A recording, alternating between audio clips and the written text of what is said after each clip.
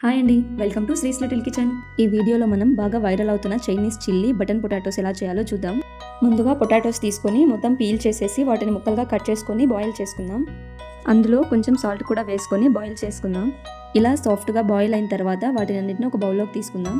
మనం 4 potatoes boil చేసుకుందాం కాబట్టి మనకి 1 కప్పు కార్న్ఫ్లోర్ వేసుకుంటే సరిపోతుంది. తర్వాత ఇందులో మీ రుచికి తగినంత ఉప్పు అండ్ 1 టేబుల్ స్పూన్ మిరియాల పొడి వేసి బాగా మెత్తగా మ్యాష్ చేసుకొని పక్కకు తీసుకుందాం. ఇందులో నుంచి కొంచెం పిండిని తీసుకుని ఒక బాల్ లాగా చేసి మనకి బాటిల్కి ఫ్రంట్లో ఉండే మూతల భాగం ఉంటుంది కదండి, దాంతో మనం ఇట్లా హోల్డ్ చేసుకోవాలన్నమాట. వీడియోలో చూపిస్తున్నట్టు ఇలా బటన్ షేప్ చేసుకొని అన్నీ ఇలాగే చేసుకొని పక్కన పెట్టుకుందాం. ఇప్పుడు స్టవ్ మీద కడాయి పెట్టి అందులో వాటర్ వేడి చేసుకోవాలండి.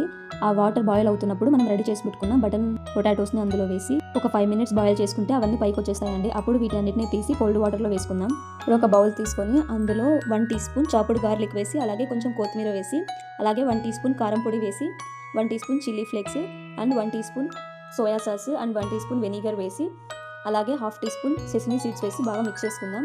ఇందులోనే ఒక 2 టేబుల్ స్పూన్స్ హాట్ ఆయిల్ వేసి బాగా కలుపుకొని మనం ముందుగా చేసి పెట్టుకున్న బటన్ పొటాటోస్ని వేసి బాగా మిక్స్ చేసుకుందాం.